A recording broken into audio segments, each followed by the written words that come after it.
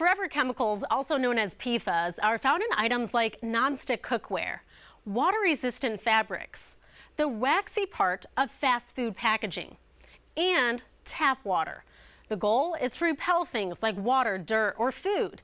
And while many of these things make our lives easier, researchers say they're not good for our health.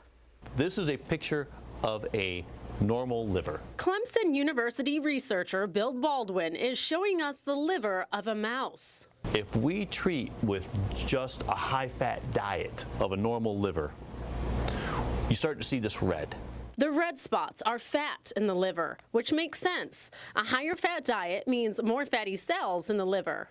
When we start to take that high-fat diet and we add in a PFAS at the same time, a legacy PFAS, you can see pretty clearly there's a lot more red, meaning there's a lot more fat. And this is what he says is alarming. In studies with mice, PFAS appear to prevent fat cells from turning into ATP, or energy.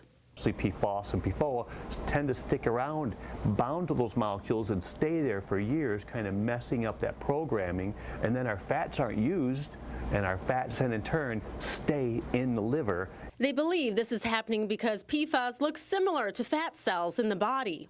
They're all long chain carbon molecules. They look a lot like a fatty acid. They come in the same transporters. They bind to the same receptors. They bind to the same fatty acid binding proteins, but they're just mixing it all up because they're not useful. The accumulation of fat wasn't the only finding. Clemson master's student Lainey Williams says RNA sequencing, or gene expression in the molecule, revealed more. So we saw a downregulation of many immune responses. So a decrease in cytokine production, which are often involved in inflammation, and a decrease in various other immune processes. But there is one important note about their research. They gave the mice more PFAS than most humans consume.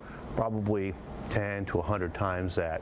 But of course, we also only did it for 3 weeks, not over a course of a lifetime. Bottom line, Baldwin says try to avoid PFAS if possible and a high-fat diet. It's a dangerous mixture between poor choices and man-made chemicals in our environment. Yeah. Researchers are also looking at how forever chemicals can disrupt hormone function. The EPA has announced limits on PFAS allowed in public drinking water. Companies have 3 years to abide by the new standards. Kari, Fox Carolina News.